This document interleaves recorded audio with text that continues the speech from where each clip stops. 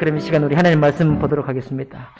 모두 자리에 일어나셔서 마태복음 25장 1절부터 13절까지 말씀을 교독으로 봉독하겠습니다.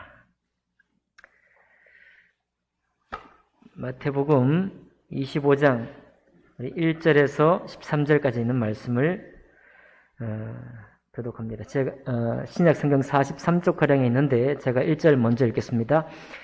그때 천국은 마치 등을 들고 신랑을 맞으러 나간 10 처녀와 같다 하리니 미련한 자들은 등을 가지되 기름을 가지지 아니하고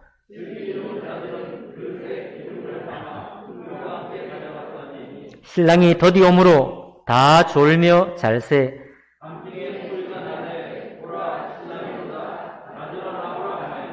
이에 그 처녀들이 다 일어나 등을 준비할세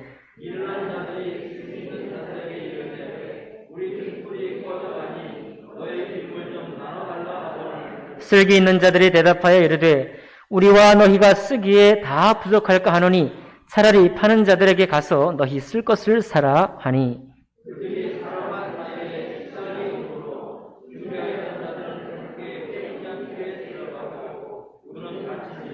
그 후에 남은 처녀들이 와서 이르되 주여 주여 우리에게 열어주소서.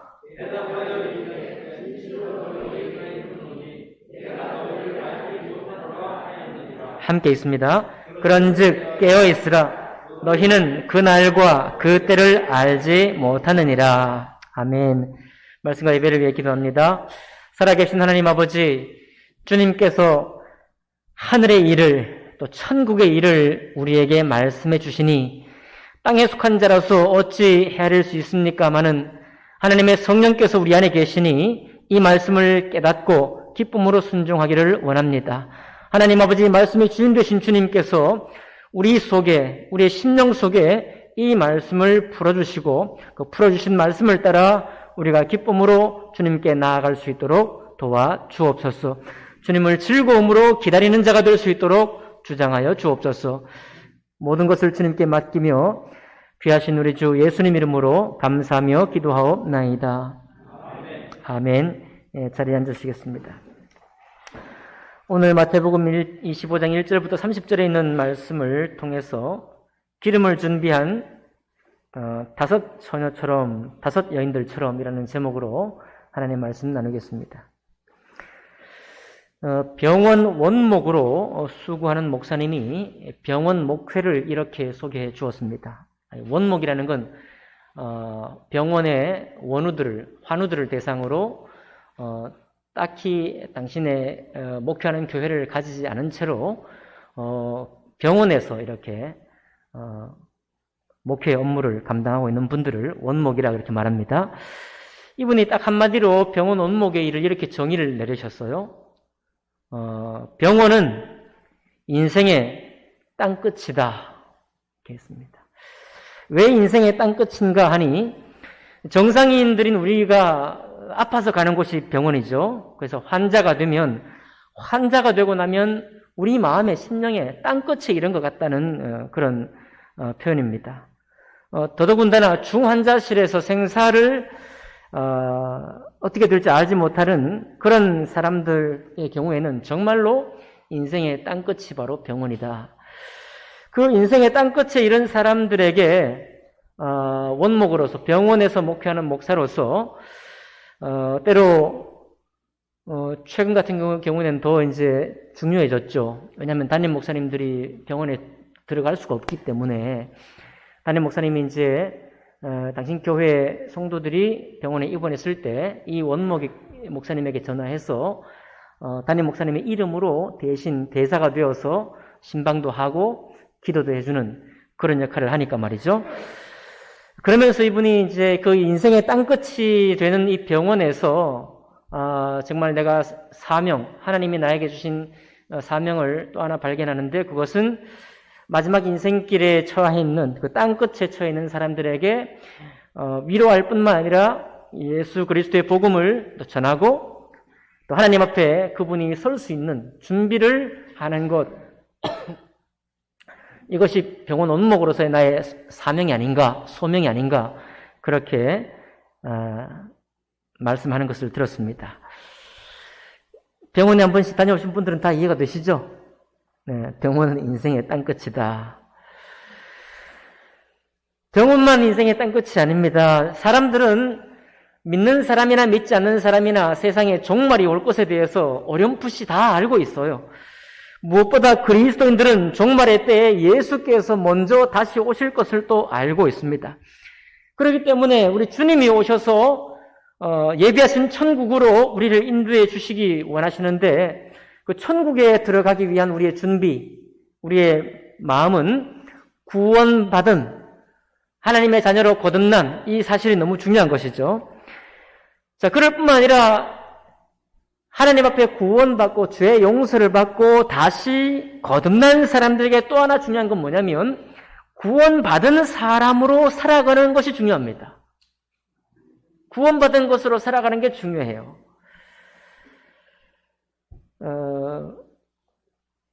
저는 예수 믿고 많이 쉬웠습니다. 왜냐하면 세상에 살기가 너무 막 열심히 뭘 해야 되고 노력을 하고 애를 써야만 세상에 좀 이렇게 잘 살 수 있다는 말을 많이 들었기 때문에 이제 예수 믿고 교회 생활이 너무 좋았던 거예요.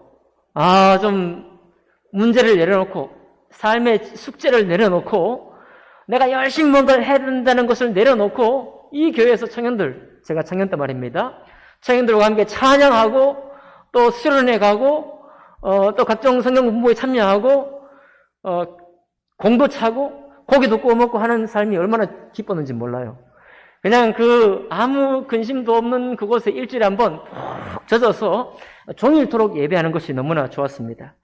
여러분도 그러셨나요? 네, 우리 50대 이상은 이걸 이해를 해요. 50대 밑으로는 이걸 잘 이해를 못하는 것 같아요. 아무튼 교회에서 좀 구별된 교회에서 정말 종일토록 주님과 함께 교제한다는 거 참 소중한 거거든요. 우리 영혼의 쉼을 얻는다는 게 얼마나 중요합니까? 혹시라도 높아심에서 말씀드립니다. 세상에 살다가 지쳐서 교회 잠깐 와가지고 예배 점 찍고 집에 가서 내가 주님 앞에 쉼을 얻었는지 못 얻었는지 모르고 신앙생활을 하는 분이 계시다면 어떻게 하든지 이 주일만큼은 평안하게 쉴 수 있는, 주님 안에 쉴 수 있는 그런 시간들을 확보해 가시기를 바랍니다. 그게 너무 소중한 거예요. 그래야 주님 앞에 열심을 낼 수 있는 힘을 얻습니다.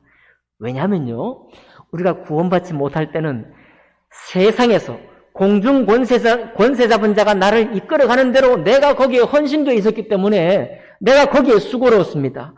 그런데 주님 앞에 쉬었다가 우리가 구원받았다는 건 뭐냐면 이제는, 전에는 나의 육체를 위해서, 내 인생을 위해서, 내 일생을 위해서 열심을 내고 괴로웠던 내가 이제 구원받은 이후에는 하나님 나라의 일을 위해, 그 사랑의 말씀의 일을 위해서 내가 또한 열심을 내고 그 속에서 기뻐하는 것이 바로 구원받은 사람의 삶이거든요.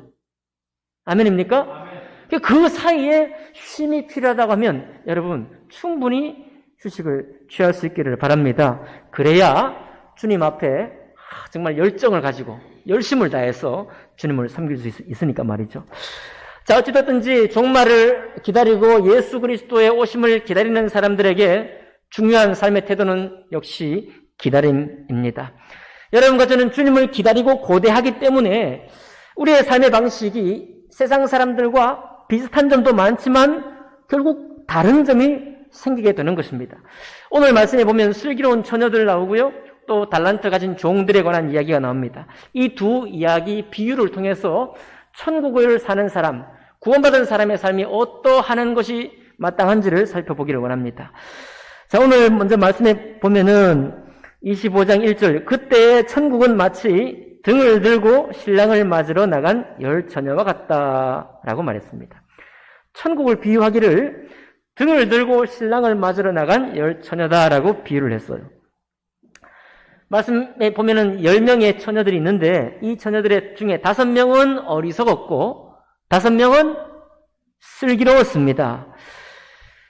어리석은 5명은 어찌 어리석었느냐 하면은 등을 가졌지만 기름을 제대로 준비를 못했고요. 슬기로운 5명은 어찌 슬기로웠느냐 하면 등을 가졌을 뿐만 아니라 또 충분한 기름을 준비했기 때문이다라고 말하고 있습니다. 등이 있는데 기름이 없으면 아무 소용이 없죠. 가전제품 수천억 원 되는 가전제품을 다 사놓았지만 전기가 안 들어오면 아무 소용없는 것과 똑같습니다. 등에 기름이 없으면 등불을 밝힐 수 없죠. 이게 근데 왜 슬기로움과 어리석은 것의 비유가 될까요? 여러분, 그래서 오늘 이 말씀은 우리가 평소에 이 말씀을 생각하는 것과 조금 다른 방향으로 성경에 기록되어 있기 때문에 잠깐 정신을 차리고 보셔야 됩니다. 등을 가졌다는 말은 밤중이라는 이야기죠. 신랑이 오는 시간이 환한 대낮에 온다는 게 아닙니다. 밤중, 우리가 졸릴 때 신랑이 온다는 거예요. 여러분, 유대인들의 결혼 풍습에는 제가 언젠가 그 영화를 통해서 말씀을 드렸습니다. 신랑과 신부가 약혼을 하고 결혼 당일이 될 때까지 신랑의 아버지만 결혼식 날짜를 알고 있고요. 신랑도 모르고 신부도 모른다고 했습니다. 그냥 기다릴 수밖에 없는 거예요. 그게 6개월이 됐든지 1년이 됐든지. 그 신랑의 아버지가 딱 결단을 하고 어느 날 밤중에 가는 거예요. 신부를 데리러 가는 것입니다. 바로 그 유대 풍습에 근거한 그런 비유거든요. 그러니까 밤중이니까 당연히 뭐가 필요해요? 사람을 알아보려면 등불이 필요하죠. 자, 기다림이 필요해서 열처녀가 기다리고 있습니다. 저도 항상 이 말씀을 읽기로 신랑이 오니까 누가 있어야 돼요? 신부가 있어야 되죠. 근데 오늘 이 본문에는 신부가 안 나와요. 애석하게도. 여러분, 한 신랑이 오는데 열처녀가 기다리고 있으면 어떻게 해요? 좀 너무 곤란하죠? 그러니까 신랑 예수님, 신랑 되시는 예수님, 신랑으로 비유된 예수님이 한 분 오시는데 여기 등불을 들고 기다리는 처녀들은 신부가 아니라 신랑 신부의 결혼식에 초대받은 여종들이에요. 여종들. 이 결혼식에 참여하고 오기를 즐거워하는 여종들입니다. 그러니까 하나님의 사람들이죠. 또 하나님의 종들, 곧 예수님의 제자들을 비유하고 있습니다. 지난주에도 말씀드렸던 것처럼 마태복음 23장은 바리새인들과 서기관들이 나왔잖아요. 그죠? 저들이 하나님의 사람들이라고, 하나님의 택함받은 백성이라고 했지만 결국은 주님의 뜻대로 살지를 못하고 외식했던 것처럼 하나님의 종들인데 그 하나님의 종들, 곧 예수님의 제자들을 여기 이 여종들로 비유하고 있는 거예요. 이들은 나를 안 거죠. 예수님의 제자들이니까 신랑이 온다는 것을 알았죠. 그리고 신랑이 오기를 준비해야 된다는 것도 알고 있었습니다. 그래서 준비한 거예요. 여러분, 이제부터 정말 자세히 보셔야 됩니다. 흥미로운 이유가 뭐냐면, 여러분, 신랑이 더디 왔더니, 늦게 왔더니 슬기로운 처녀나 어리석은 처녀나 전부 다 졸았어요. 우리 그냥 상식으로 보면 슬기로운 처녀는 졸다가 깨 있어야 되죠. 그리고 어리석은 처녀는 그냥 마냥 졸다가 끝나야 되는데 이 비유에 정말 이게 열쇠 중에 하나가 어리석은 처녀나 슬기로운 처녀나 전부 졸았다는 거예요.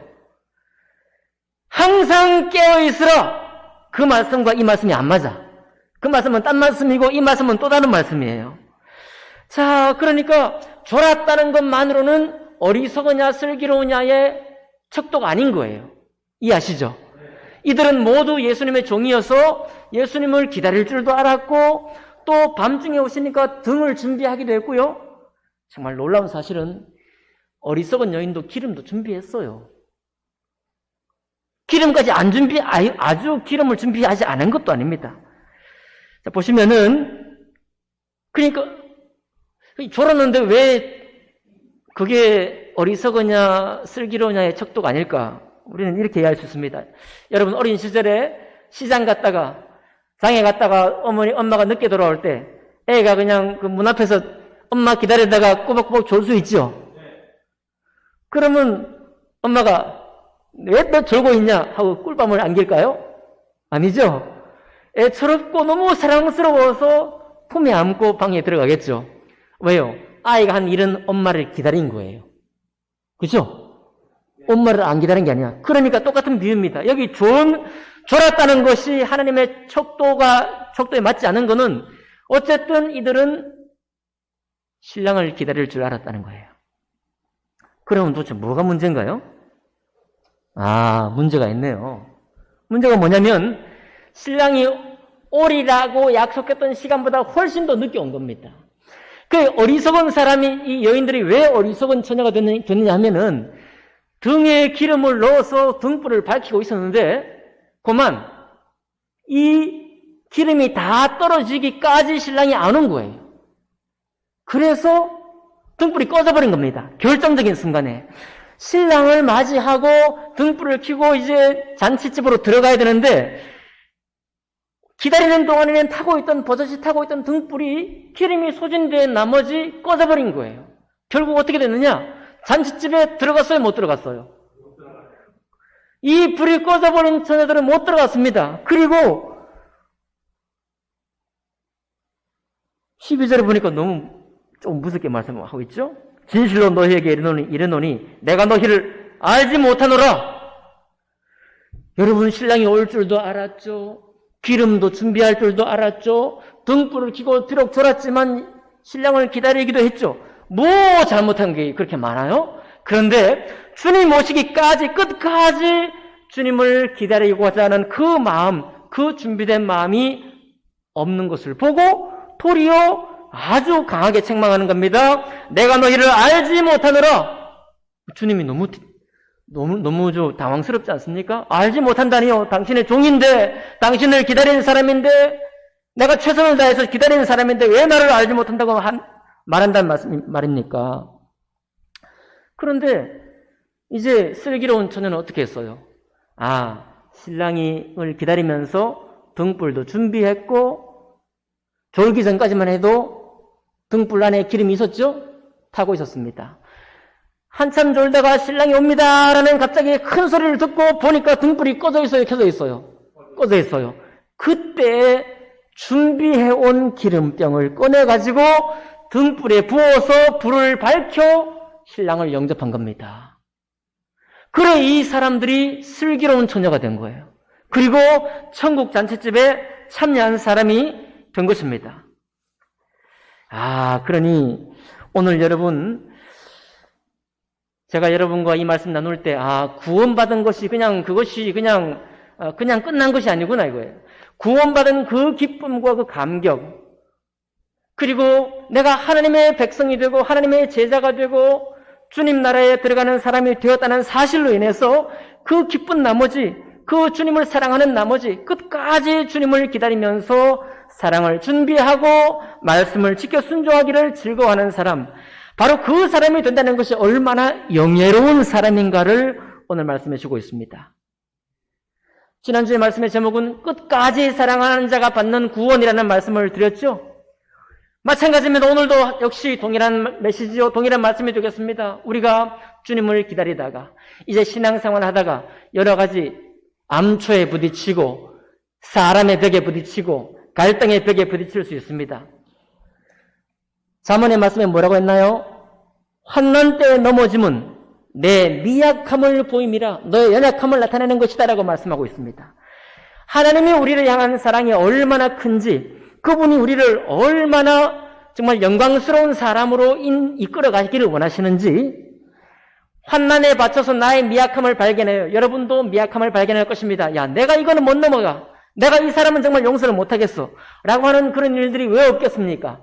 그럴 때 하나님 아버지의 사랑의 공급, 성령 하나님의 사랑의 공급, 말씀의 공급을 끊임없이 받음으로 그것을 기어이 이겨나가 내게 준비된 사랑을 계속해서 불태울 수 있는 사람, 바로 그 사람을 주님이 기뻐하신다는 사실이에요. 어제 우리 남성주 홍은실 부부를 신방을 했습니다. 우리 어머니든 우리 이미수 성도님이 중간에 다리를 놓았어요. 그래서 그 부부는 이제 부모님과 그리고 성포교회 목사님과 어쨌든 관계를 맺게 되었습니다. 여러분, 이런 일이 더 자주 더 많이 있기를 바랍니다. 우리가 40일간 사랑에 기간이 이제 끝났는데 그동안 이 가정을 위해서 부모된 우리 이미 성도가 기도했고요. 저희가 기도했고 또 우리 신정부 성도도 기도 제목으로 그 부부의 가정을 적어냈습니다. 최소한 3사람이 한 영혼을 향한 사랑을 드러냈습니다. 여러분, 교회의 사랑이 믿지 않는 사람에게까지 전파되기 위해서 최소한의 숫자가 필요한데 6명이 필요하대요. 그런 얘기 들어보셨죠? 6명이. 나와 육신의 관계가 맺어져 있지 않는 사람인데 교회를 처음 왔을 때 그 사람을 환대하고 환영하고 내게 주신 내가 여전히 미약하지만 그리스도의 사랑 안에 있는 사람이 그를 영접하고 기뻐하는 사람 6명 정도가 그와 함께 그를 사랑하며 나아갈 때 그때 그 사람은 이 교회가 너무 낯설지 않고 이 교회를 통해서 하나님을 만날 그런 확률이 아주 높아진다라는 얘기입니다. 여러분 바쁘시죠? 우리 일들이 많습니다. 그러나 우리가 끝까지 주님을 사랑한다는 것이 무슨 말일까요?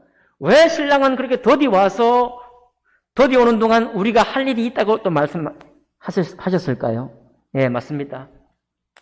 주님이 오늘 기도에도 말씀하셨던 것처럼 우리에게 주신 사랑의 감격이 우리의 죄악 가운데, 우리의 연약 가운데 모든 것을 씻으시고 또 새롭게 빚으시고 만들어서 우리를 정말 하나님의 대사로 쓰기 원하시는 주님의 부름에 응답하는 사람, 그 사람으로 우리가 끝까지 서기를 원하는 것입니다. 언제까지요? 주님 오실 때까지. 주님 오신다고 북을 치고 신랑이 온다라고 외쳐 그 목소리를 들을 때까지 주님 사랑 안에 그 감격을 누리기를 우리 주님이 원하는 것입니다. 여러분, 구원받는 것은 너무 소중합니다. 그러나 구원받은 사람으로 사는 것은 너무너무 영광스러운 거예요. 아멘 합시다. 우리 주변에 있는 우리의 신앙인들을 통해서 여러분 때로 배우기도 할 것이지만 그들의 삶을 여러분의 신앙의 지표로 삼지 마시기 바랍니다. 오직 주님이 우리를 어떻게 인정하시고 바라보시는가가 여러분과 나의 신앙의 척도가 되기를 바라요. 그리고 얼마나 이것이 영광스러운 일입니까?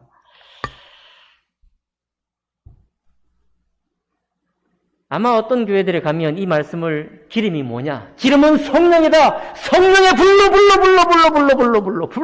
뜨거운 불을 받으십시오. 방언도 하시고 그냥 뜨겁게 찬양하십시오. 이렇게 적용할지도 모르겠습니다. 잘못된 적용입니다. 잘못된 적용이에요. 물론 성령께서 우리에게 끝까지 사랑할 수 있는 그런 힘과 열정을 부어주시고 인도하실 것이 필요합니다. 그러나 감정적인 뜨거움, 감정적인 열정 이런 것들로 적용하는 그런 기름, 성령의 기름 부음에 적용하는 것은 잘못된 적용이에요. 그럴 수가 없습니다. 지금 졸고 있으니까요. 어리석은 처녀도 졸고 있고 슬기로운 처녀도 졸고 있으니까요. 그런 문제가 아닙니다. 끝까지 하나님의 나에게 주신 사랑, 구원의 그 은혜의 감격을 가지고 사랑의 열매를 맺어가는가. 끝까지 주님 안에 그 사랑의 감격을 맛보는가. 이것이 중요하다는 사실입니다. 두 번째 우리 비유를 볼까요? 두 번째 비유는 달란트 비유예요. 자, 14절 봅니다. 또 어떤 사람이 타국에 갈 때 그 종들을 불러 자기 소유를 맡김과 같으니 라고. 자, 이번에는 또 천국의 비유인데 주인이 다른 나라에 갔어요. 가면서 자기 종을 불러서 주인의 소유를 종들에게 다 맡겼어요. 말하자면 내가 1년 출장을 갔다 올 터이니 해외 순방을 다녀올 터이니 내 땅, 나의 이 밭과 이 곡식을 너에게 모두 맡긴다. 네. 그리고 다 맡긴 후에 주인이 다시 돌아오는 것이죠. 어떻게 맡깁니까? 15절 보니까 각각 은사대로 어떤 사람은 금 5달란트를 주고 어떤 사람은 금 2달란트를 주고 어떤 사람은 금 1달란트를 주고 떠났습니다. 그 주인 19절에 보니까 오랜 후에 그 종들의 주인이 돌아와 그들과 결산을 한다는 거예요. 여러분 당연한 결산이죠. 맡기고 갔으니까 얼마나 일을 했는지 성과가 어떤지 이렇게 보는 것은 당연한 것입니다. 봤더니 어떻게 됐습니까? 5달란트 받은 사람은 가지고 장사를 해서 5달란트를 남겼고 2배가 된 거죠? 2달란트 받은 사람도 그같이 장사를 해서 또 얼마나 남겼어요? 2달란트 남겼으니 또 2배를 남겼습니다. 근데 1달란트 받은 사람은 가서 땅을 파고 그 주인의 돈을 감추어 두었어요. 요즘도 가끔 뉴스에 보면 몇 억을 땅속에 밭을 파고 묻었다. 그런 뉴스 보신 적 있죠? 어떻게 가져가서 묻을 돈이라도 있으면 좋겠죠? 그래서 주인이 와서 이제 볼 때 5달란트를 가져와서 5달란트 남긴 사람은 책하고 충성된 종아 하고 축복을 했고 2달란트를 가지고 열심히 장사해서 2달란트를 더 남긴 종에게도 축복을 했는데 땅에 파묻은 종은 악하고 게으른 종아 하면서 쫓아내어 버렸습니다. 그랬더니 1달란트 가진 사람이 왜 땅속에 묻었나? 이 변명이 있어요. 이유가 있습니다. 이건 중요해요. 뭘 가지고 변명했냐? 자, 24절 봅니다. 1달란트 받았던 자는 와서 이르되 주인이여 당신은 굳은 사람이라 심지 않은 데서 거두고 해치지 않은 데서 모으는 줄 내가 알았으므로 두려워하여 나가서 당신의 달란트를 땅에 감추어 두었나이다. 보소서 당신의 것을 가지셨나이다.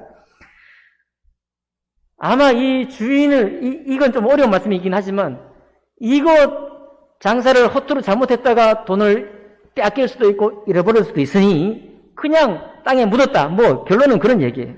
땅에 딱 감춰뒀다라고 말하니까 이 주인이 돌아와서 책망하면서 뭐라고 하는가 하면 얘야 그럴 바에야 차라리 은행에다가 그 돈을 맡겨서 남은 이자라도 몇 푼 받는 게 좋지 않았느냐. 요즘 이자가 요즘 아무도 은행에 돈 맡기지 않는다 그러더라고요. 어쨌든 0.2%라도 1년 동안 묻어놨으면 액수가 크면 클수록 조금이라도 이자가 생겼겠죠. 참 저는 이 24절의 이 악하고 나쁜 종이라고 책망받은 사람의 마음을 좀 다른 방식으로 이해를 하게 됩니다. 주님의 말씀을 순종해서 또 사랑의 일을 맡아가지고 일을 하다 보면요, 정말 내가 미쳐요. 갈등하다가 내가 아주 힘듭니다. 저도 목사님들과 함께 일을 해보다가 많이 지치기도 했습니다. 여러분들도 사랑을 하고 하나님 말씀으로 기도하고 전도하고 또 교제하고 또 사랑의 사귐을 사귀다 보면은 끙끙 앓기도 해요. 그러니까 차라리 내가 이렇게 상처를 통째로 받고 사랑하다가 내 구원받은 신앙까지 무너질 바에는 나를 지켜 주님이 내게 은혜를 주신 것을 집안에 창고를 만들어가지고 금고를 만들어가지고 거기에 딱 넣어놓고 주님 오실 때 짠 하고 꺼내 보여야지. 나 한 사람이라도 구원받아야지 하고 거기에 넣어놓기가 십상이라 이 말입니다. 우리가 사랑 안 할 때가 아니라 사랑하고자 했어요. 기름을 준비 안 한 것도 아니고 기름도 준비했습니다. 사랑하고자 했는데 하다 보니까 너무 어려운 거예요. 너무 괴로운 것입니다. 이럴 바에는 내가 금고에 넣어놓겠다. 그런 얘기예요. 땅속에 묻었다가 그냥 꺼내놓겠다. 그런 얘기입니다. 이 악하고 게으른 종이 이해가 됩니까? 이해가 안 됩니까? 저는 이거 너무 이해가 되는 거예요. 너무 이해가 됩니다. 근데 거기에 하나님의 사랑이 우리에게 새롭게 공급되어야 되겠죠? 여러분, 주님께서 우리 삶 속에 계실 때는 우리 마음에 새로운 자리를 마련하는 그런 역사를 일으키십니다. 어떻게 해야 우리 마음에 새로운 자리를 주님께 내어드릴 수 있을까요? 관계 속에 지각이 변동하는 시간도 있습니다. 문제로 우리가 서로 충돌하는 그런 세월도 겪어야 돼요. 꼼짝없이 갈등 속에 끌려가야 되는 그런 세월도 우리가 피할 수가 없습니다. 아픔의 시간, 괴로움의 시간, 그냥 휩쓸려 떠내려가는 거예요. 그런데 이제 조금 어느 정도 신앙생활 하신 분들은 압니다.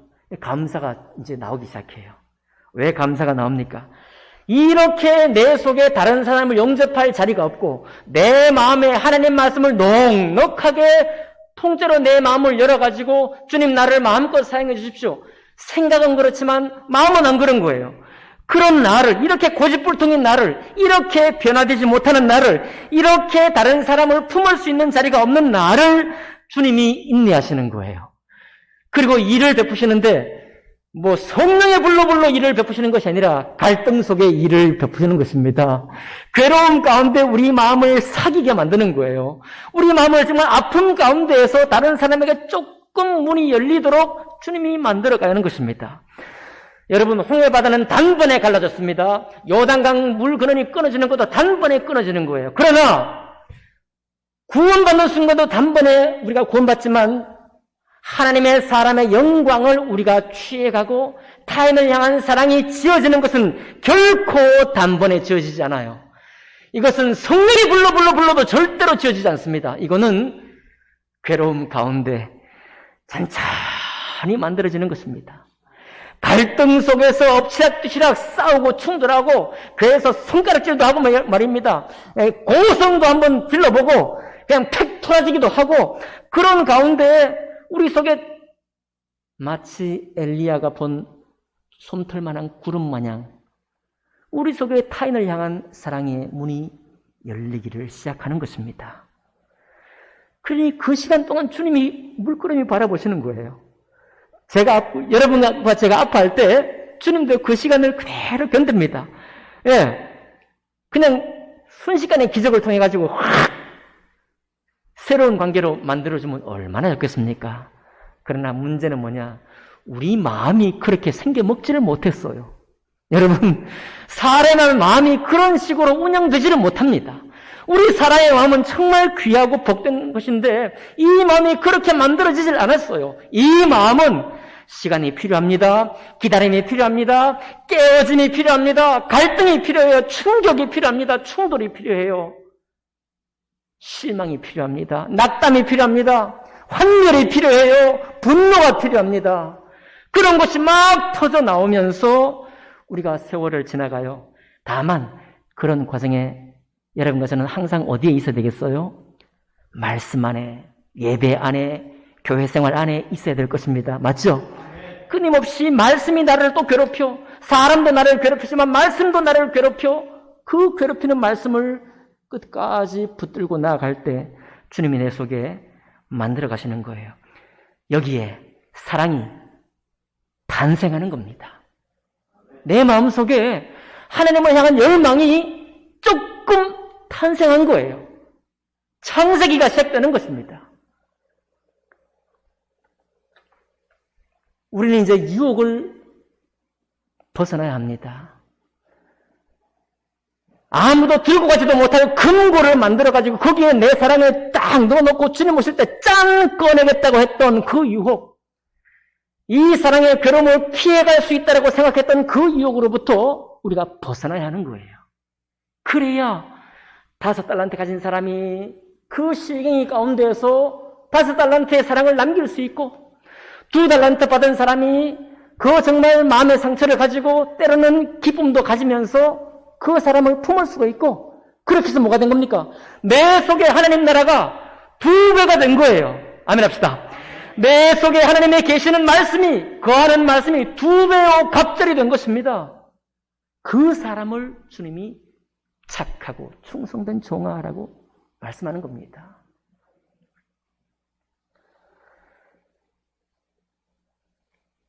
저도 도망가고 싶을 때가 있습니다. 예, 송폭교에서 도망가고 싶은 생각이 전혀 없어요. 걱정하지 마시고. 저도 갈등 겪는 목사님들하고 그냥 막 우리가 쉽게 할 수 있는 얘기, 때려쳐! 다 때려쳐! 죄송합니다. 그런 말 쉽게 나와요. 그런 말은 어떻게 우리 준비도 안 한 게 나옵니까? 어떻게 그런 말 한 번도 내가 준비 안 했는데 왜 그렇게 잘 나와요? 자주 나와요. 그냥 끊어. 우리의 미약함을 주님이 알고 계시잖아요. 그런 우리를 처음부터 알고 계시고 우리를 구원하신 겁니다. 그리고 당신의 사랑을 우리가 하나님의 대사가 되도록, 여기 있잖아. 주인은 멀리 가고 주인의 소유를 누구에게 맡겨요? 우리한테 이렇게 미력한 우리한테 주인의 소유를 다 맡겼다. 감사하죠? 우리에게 다 맡겼다는 거, 우리에게. 이 참 모자란 사람에게 다 맡겼다는 겁니다. 이 얼마나 영광스럽습니까? 혹시 이 가운데 너무나 힘겨워서 그냥 주님 나 좀 쉬고 싶습니다. 그럴 분이 계신가요? 네. 혹시 목사님이 일을 시키더라도 은혜 안에 정말 복된 쉼을 누리시길 바랍니다. 왜 쉽니까? 우리가 쉬는 이유가 뭐예요? 이틀 쉬면 좋지만 열흘 쉬면 괴로워요. 아시죠? 쉬는 이유는 새 힘을 얻기 위해서입니다. 오늘 슬기로운 다섯 처녀를 기억하시고 또 어리석은 처녀의 준비도 한번 기억해 보시면서 우리 속에 주님을 향한 마음을 새롭게 하기를 바랍니다. 5달란트 받은 전부 다 종이라고 분명히 불렀어요. 주님은 다 종이라고 분명히 말씀하시고 주님의 소유를 맡기셨습니다. 그러나 꽁꽁 묻어둔 종이 아무 열매를 맺지 못했을 때 주께서 그를 향해서 책망하는 그 목소리도 기억할 수 있기를 바랍니다. 그리고 우리는 책망 때문에가 아니라 주님이 정말 이렇게 우리를 영광스럽게 인정하시는구나, 그런 사실 속에서 우리의 신앙생활을 새롭게 정립하고 2022년도에는 우리의 사랑이 정말 솜털만한 구름처럼 우리 속에 탄생하는 역사가 저의 마음속에, 여러분의 마음속에 가득하기를 주님의 이름으로 축복합니다. 아멘. 기도하겠습니다.